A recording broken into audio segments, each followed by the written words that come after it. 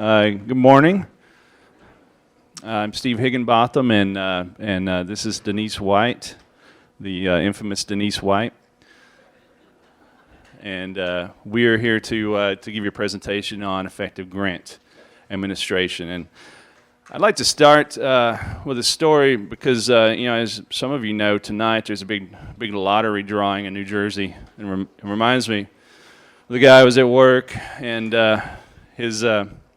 he finds out that he wins the lottery, so he calls home to his wife and says, "Honey, good news, pack your bags. I won the lottery." She's like, "Wow, well, should I pack a coat or a bikini?" He says, "I don't care, just make sure your crap's out of the house by the time I get back." Which, believe it or not, ties well into effective grant administration, because you need to be very clear to your subrecipients and contractors what you expect them to do. And as Kerry Whitehead said, it looks like this guy is wringing this key's neck. So effective grant management, a lot of times you got to wring necks. So there are four real keys to effective grant administration. You have to assess both your capacity as a state or a grantee, local government grantee, as well as the capacity of any subrecipients or contractors that you have are you going to use. And the second part is procurement. Both with equipment and state, those kinds of purchases, but also, after you've assessed your capacity, if you need to procure contracting, then that's a portion of it.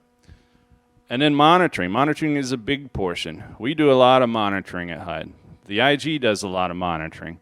So we expect you to do monitoring to catch the problems before we do and correct them. And then finally, financial controls and procedures. And that's going to be the portion that Denise focuses on, because she's our financial analyst, and she's pretty top-notch in that regard. So for the first portion, how do you assess capacity? What are the things that you consider when you assess capacity?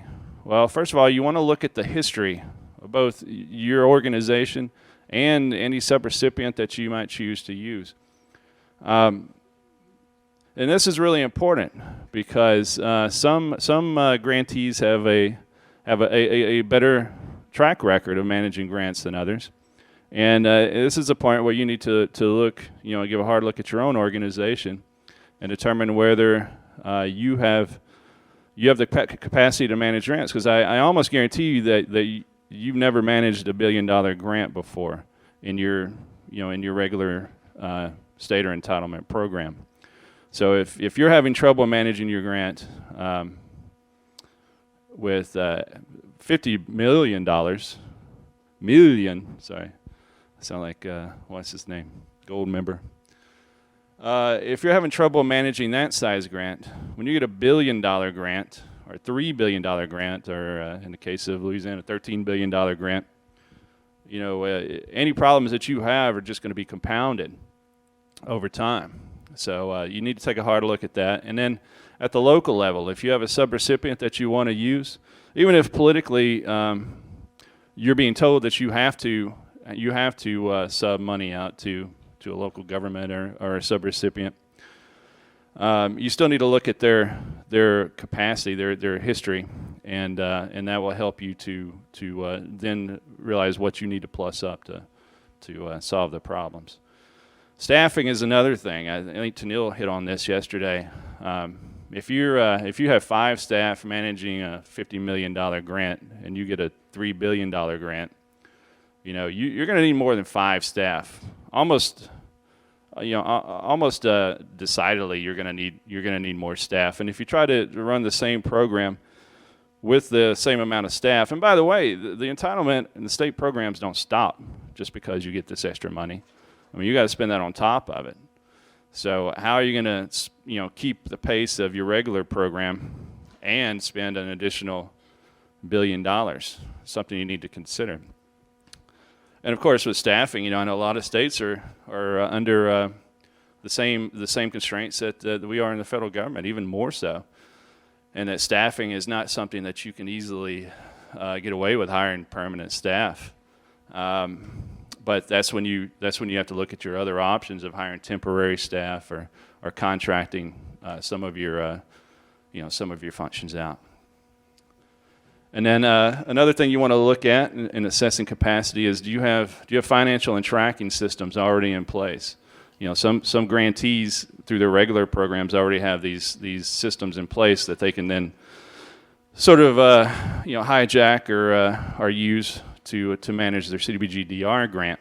But in other cases, they're going to have to come up with an entirely new system to track their money and to track the monitoring and just all the immense paperwork that goes with approving grants and loans to recipients and tracking DOB, for instance. Now, this is one of those things that a lot of times, a contractor will come to you and say, "Hey, I've got X. I've got this great thing. Basically, you can just sit in a lawn chair and let this thing do your work." And some of them are pretty good. I'll give them that. But there's no system available that or ever will be that will take the place of you as a grantee going and just double checking and making sure everything's all right. Another thing you want to do when assessing capacity is contractor oversight. If you're using subrecipients and they've had problems with contractors in the past, that's something you definitely need to keep track of, and that you don't just turn them loose on contracting. You want to add a second layer of oversight to them when they're procuring contractors. And this applies to your own agency as well. I know some state agencies actually contract out their, they have another state agency that does a lot of their procurement and a lot of their contracting, and that's good in some cases, but that's another thing that you need to look at. So you've got all of these, things that you're looking at and you're determining it. So now we boil down to the final question. Do you want to hire internally? Do you want to get new program staff? Try to pull in experienced staff from other states? Screw those guys.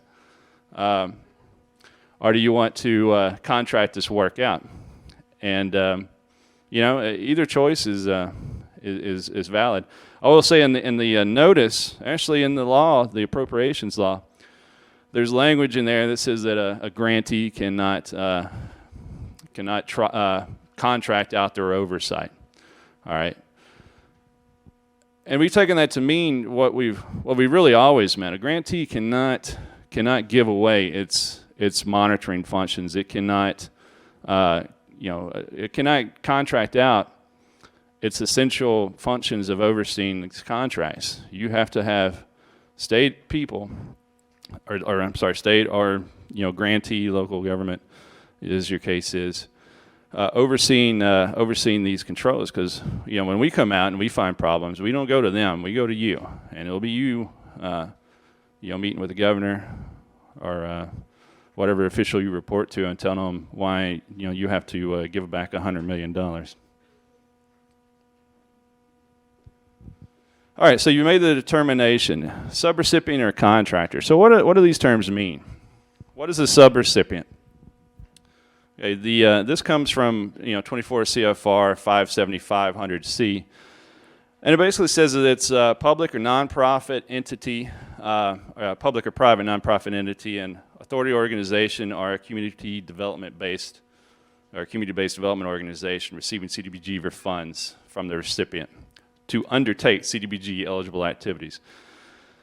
So there's a lot of things in that little definition right there. It can be I think that's the next slide, and we'll come back to it. It can be a public or private nonprofit, and that's fairly self-explanatory as a subrecipient because people use nonprofit. I think all of you probably have used nonprofits to carry out activities in the past. It can be a private for-profit organization, which typically that gets to the definition of a community-based development organization, or CBDO, that's carrying out economic revitalization activities. Or it could be a government entity. For instance, state of New Jersey, DCA is contracting out with, I think, EDA to do their business assistance thing. So that would be a subrecipient of DCA, and that's a good distinction to make, because this happens in a lot of states where one agency will use another agency as a subrecipient, and then that agency feels that they're a grantee, that they report directly to HUD, which is not the case, because the law requires that there's one agency appointed as the lead agency, and they have to, they're the authority that oversees the grant, and so any other agency that receives funds from that agency has to work through them. All right, so what are some of the similarities and differences between a subcontractor, or a subrecipient, and a contractor? The first one on this slide is very key. The primary difference between a subrecipient and a contractor is that a subrecipient is chosen by the grantee to carry out an activity, whereas a contractor has to be selected through a competitive procurement process. And I think we'll talk about this a little bit later, but that competitive procurement process can be found in different sections of 24 CFR Part 85 for states and local governments, and Part 84 for hospitals, nonprofits, and higher education institutions. But that's the primary thing, is the contractor can be designated. You don't have to go through a procurement process to appoint a subrecipient. So another difference is in monitoring and performance. So with the subrecipient, they have to follow the uniform administrative requirements, federal administrative and monitoring requirements, and as I said, Part 84 and Part 85. Contractors, they don't follow Part 84 and Part 85. They follow whatever you put in their contract. Okay, and that's why it's very important to know what to put in their contract. And in the Sandy notice, which is from the appropriations law, there are very specific requirements that contractor that you have to put into contracts, that being performance goals and milestones and penalties. So, all right, this is a busy slide here, but basically this is saying that all the grantees have to comply with eligibility, national objectives, and identification of how the activity addresses the disaster, and prevention of duplication of benefits, which I know you all are experts on now because of Amanda Plunkett and Carrie Whitehead. They did a great job explaining all that. Well, no, it took them years to become experts, so you guys, good luck.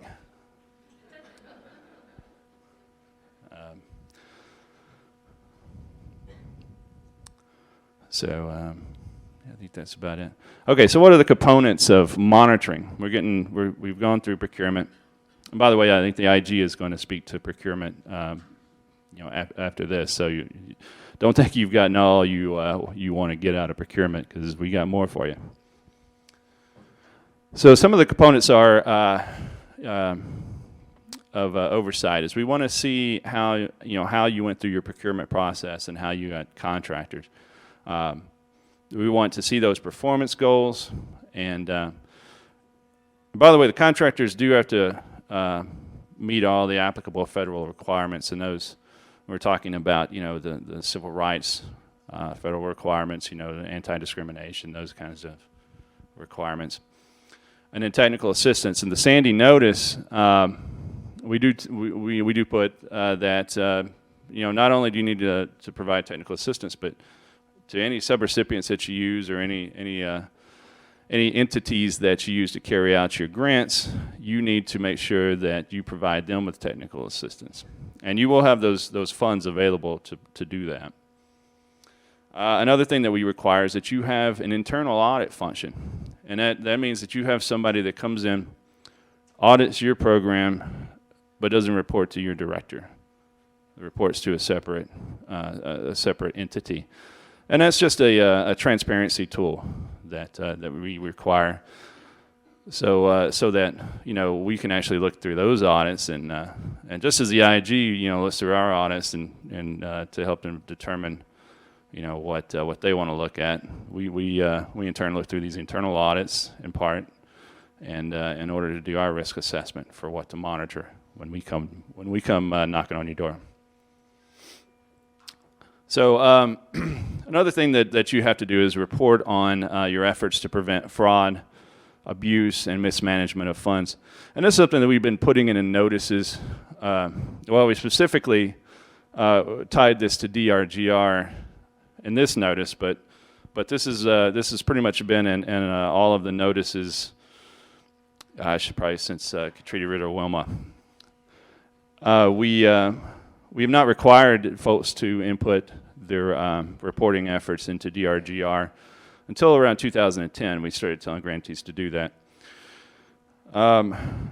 Mark Mitchell asked me to differentiate this from NSP, that this is something that specifically is for CDBG-DR, and NSP does not require grantees to report fraud, waste, and abuse. So you guys knock yourselves out with NSP, but when it comes to CDBG-DR, you're going to have to report those things.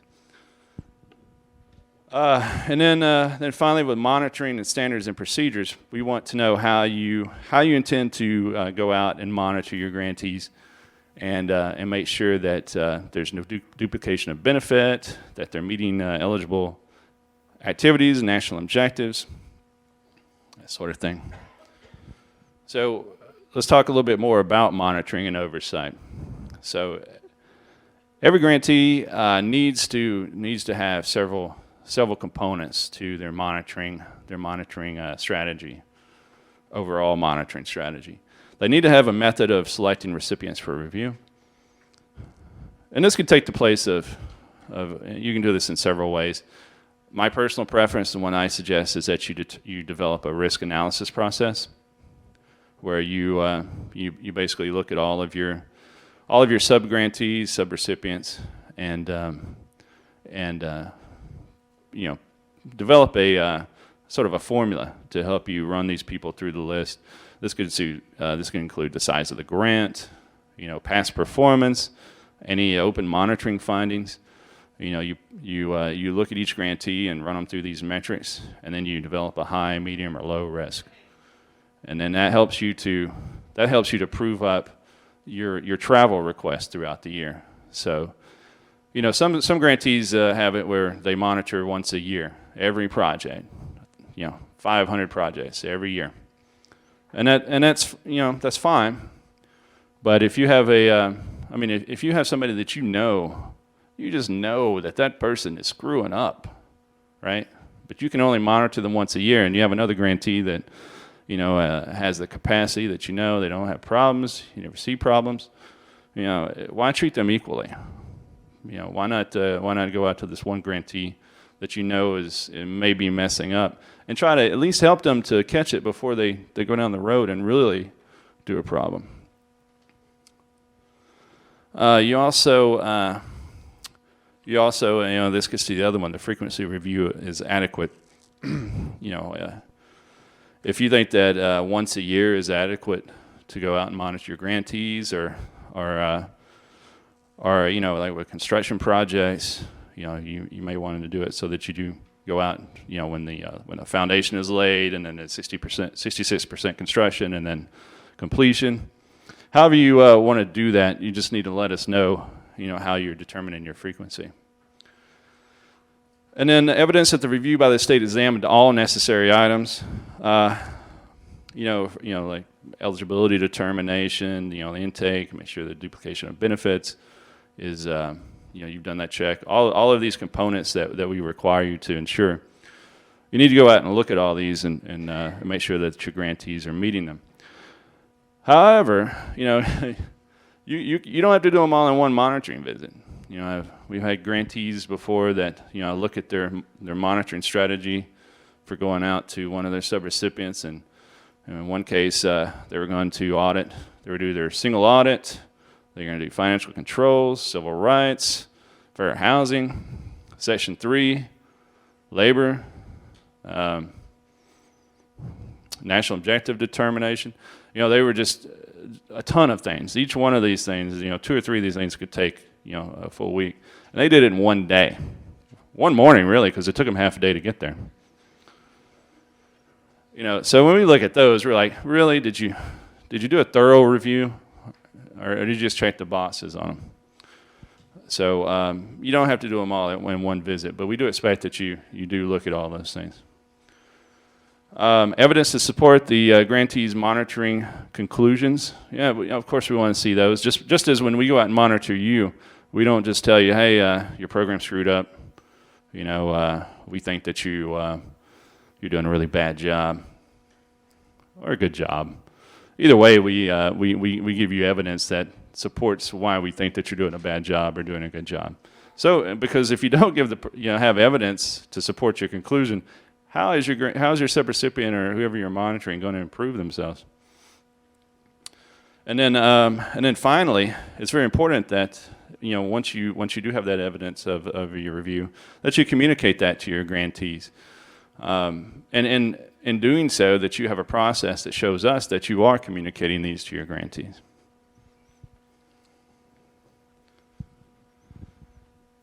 Okay, I promise these slides will end.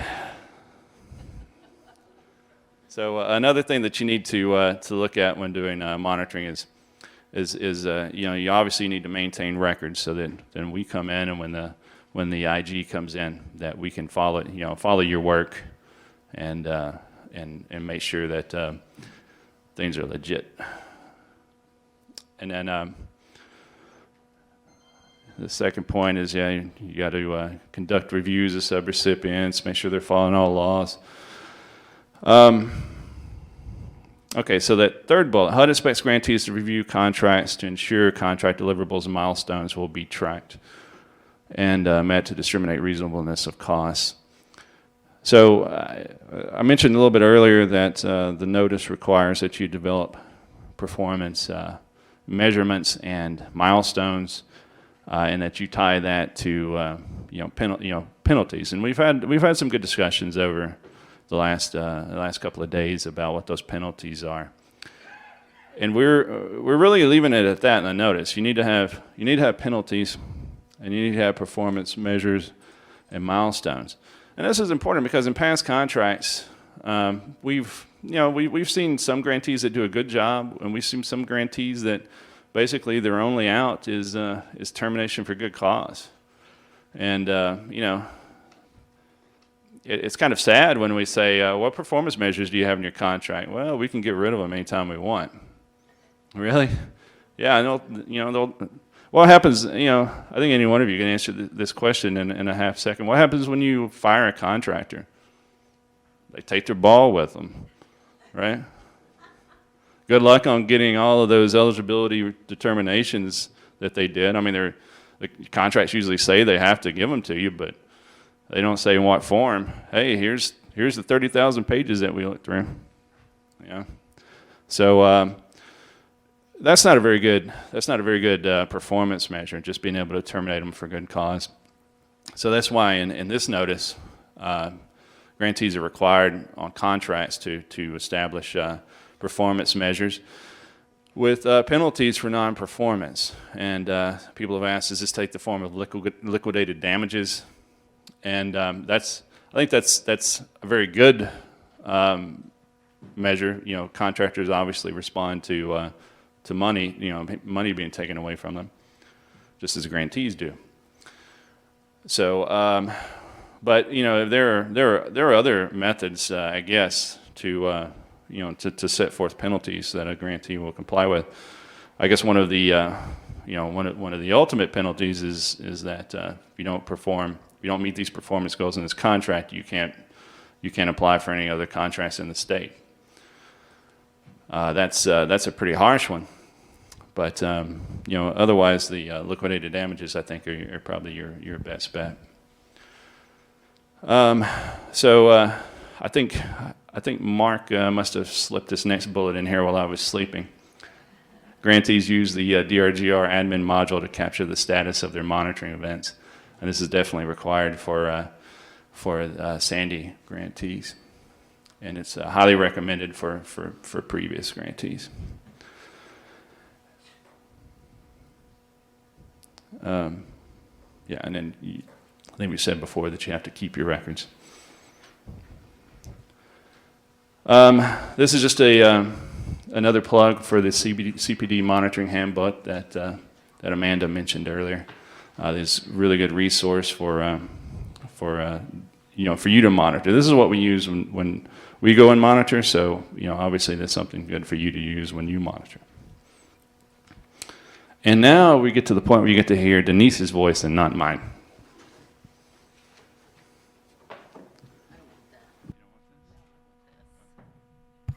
Thank you, Steve. Good morning. Let me put this down. I've been in this room for 2 days, kind of looking around, scoping it out, and I wanted to know who my audience was, and I'm not real sure. Can I get a raise of hands of anybody that's new to CDBG? Has never worked with? Oh, wow. Okay. I'm going to be talking to you. And who's done their action plan? Anybody done? You're done? Oh, man, I'm worried. Okay. All right. So financial controls, usually, these classes, they take 3 or 4 days. And this is a very high-level 101. But I wanted to walk you through the financial management controls. Title 24 is HUD. Every federal agency has a number. HUD's is 24. 570 is specifically CDBG regulations. And those of you who want to know, this is what CFR 85, this is CFR 570. These are my Bibles. This tells me what you can do and what you can't do. So if you're not sure, we'll look it up. Okay, so 570 CDBG, I wanted to cite Regulation 570-502, and it states recipients and subrecipients will comply with OMB Circular A87, Sections 24 CFR Part 85, Uniform Administrative Requirements for Grants and Cooperative Agreements.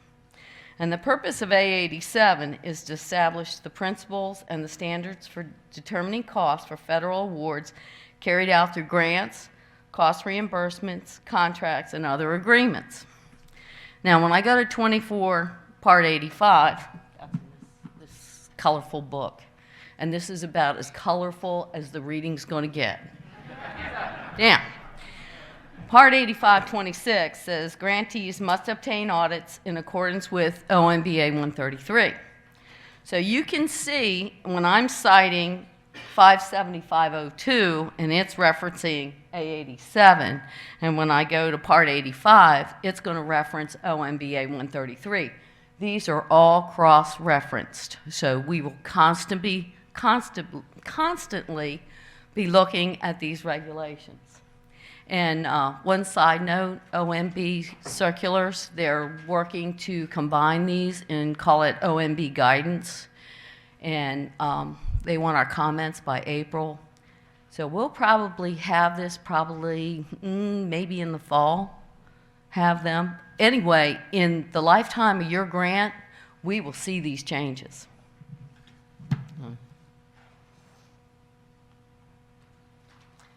So we went over the CDBG regulations for the financial controls.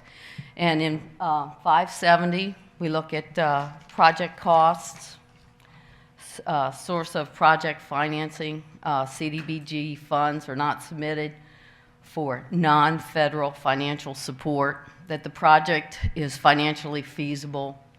Funds are dispersed on a pro-rata basis with other finances provided to the project. And one thing we really want to make sure is that we have funding through the life of the activity from the beginning to the end.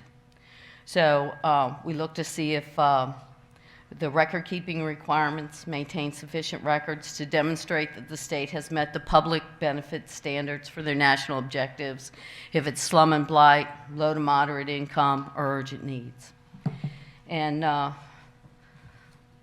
in the Federal Register notice, I think it's on 14.336, if you look at the middle column all the way at the bottom, it mandates that with your action plan you submit Exhibit 3-18. Now, in the Federal Register notice, it says to go to the CBD Monitoring Handbook and use Exhibit 3-18. And after we looked at that, we decided that we really needed to modify it.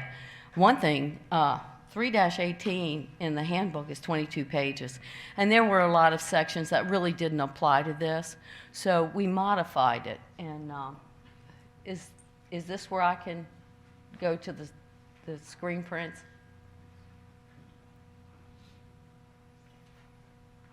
I'm going to deviate a little bit from, did we tell them that we have handouts? The handouts for the key grant management? It's not in your book? They're on the table? And does anyone not have one? There's more out at the registration table if you didn't get one. Yeah. Okay. All right. It's not up there. Hello? Oh, cool. Okay. So if anyone was looking for me last night, I was in my room. Sunday night, I got lost. Monday night, I went out to dinner, and I keep hearing about this stuff, so last night, nobody heard from me. I was in my room. So, Amanda mentioned it in the duplication of Bennett presentation about different information available to you. Yeah? Okay. I'm good? Okay. All right. So what I did was I went out to Google and I entered CDBG. I got my thing? It's not working. Yeah, there it is. See this CDBG disaster?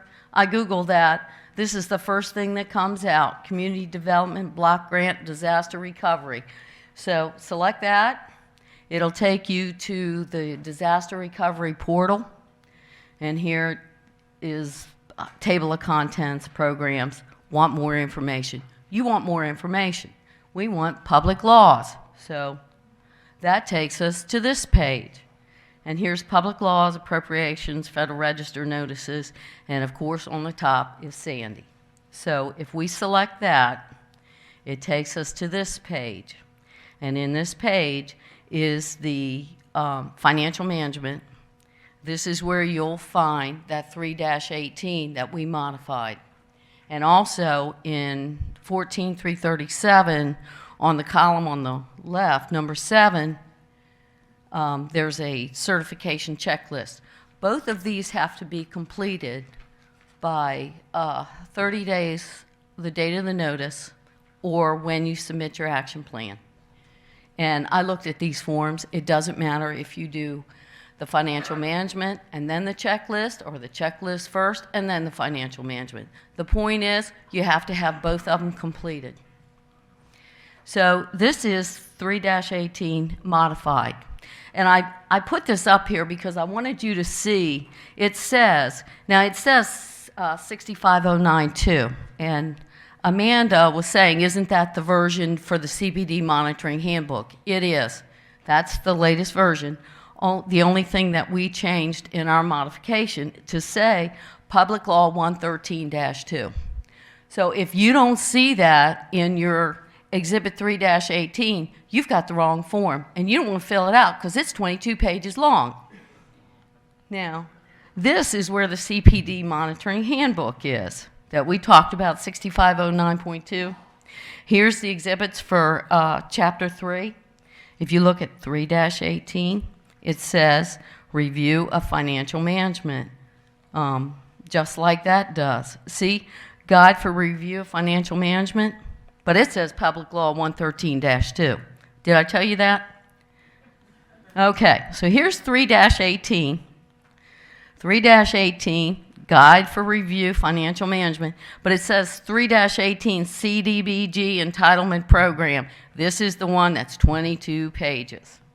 So see, I want to make sure we're clear that this says Public Law 113-2. Okay. Can I go back to my presentation now? But I really wanted to take the time to show you where these forms are, how to access them, and what the difference is between the regular exhibit and what we modified.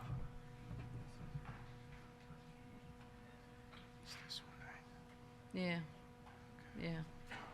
I think I'm done with that. Which one is that?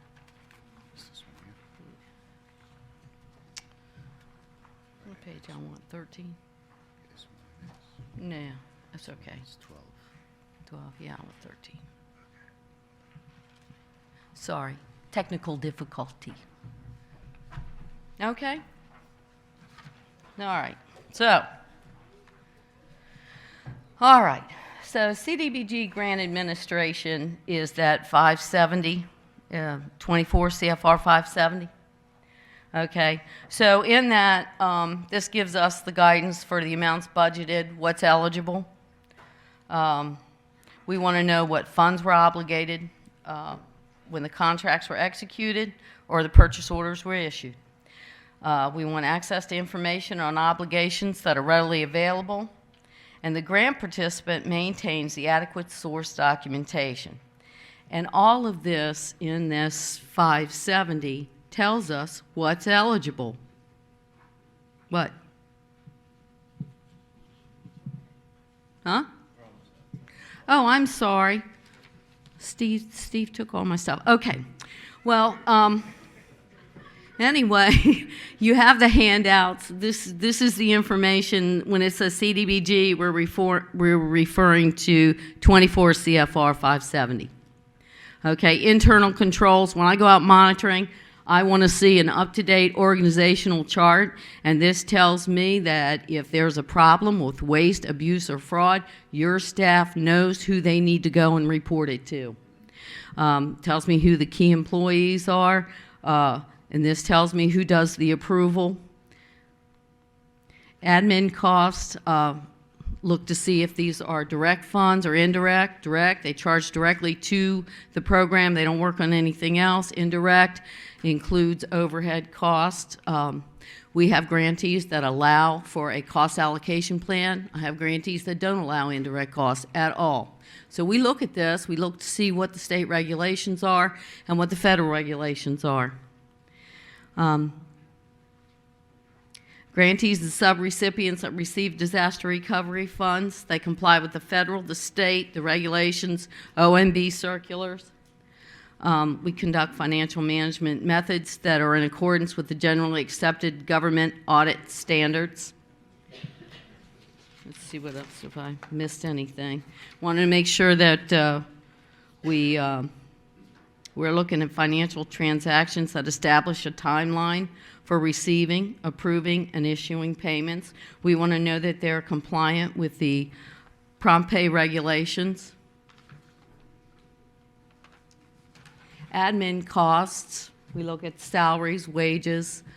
We look to see if these costs for salaries, if they're being certified.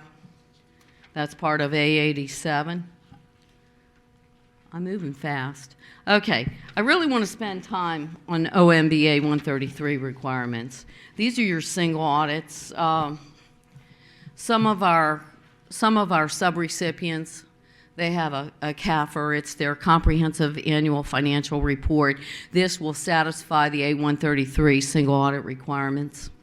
And right now, with OMBA 133, it's $500,000 annual federal funds. That's all of the federal funds combined, and they're subject to A133 if they spend $500,000 or more.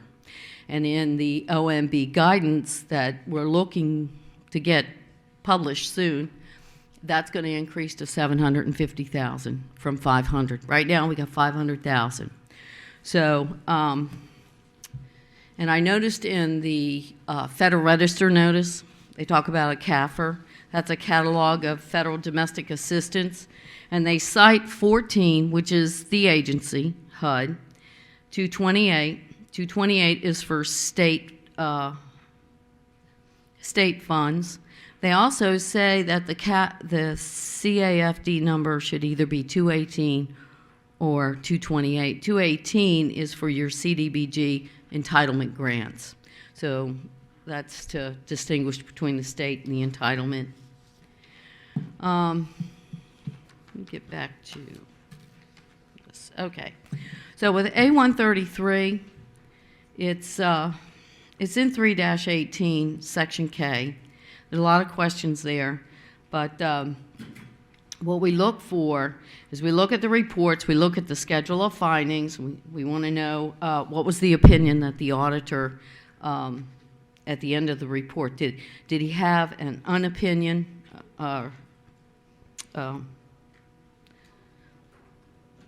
was it open? Help me here, IG. Unqualified opinion, there we go. Unqualified opinion, there were no findings, there were no problems, everything was clean. So that's what we look for. But if it's not unqualified opinion, then they'll have deficiencies. Those deficiencies are going to be significant deficiencies, or they're going to be material weaknesses.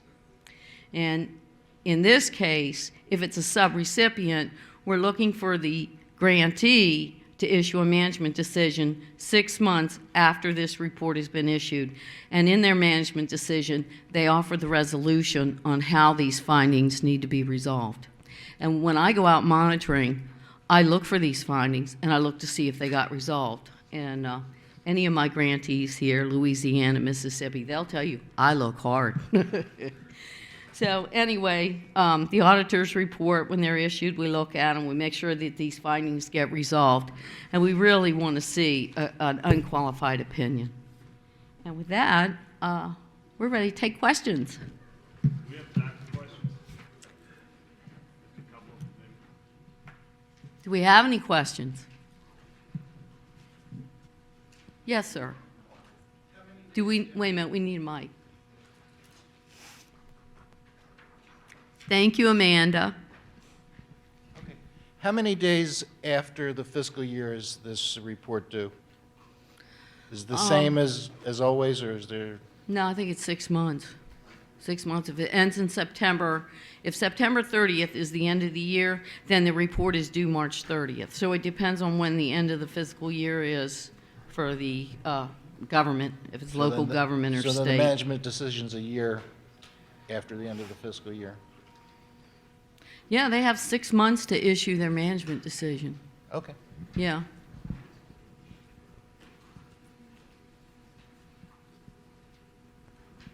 You spoke a lot about the responsibilities that the grantees have with regards to grant administration.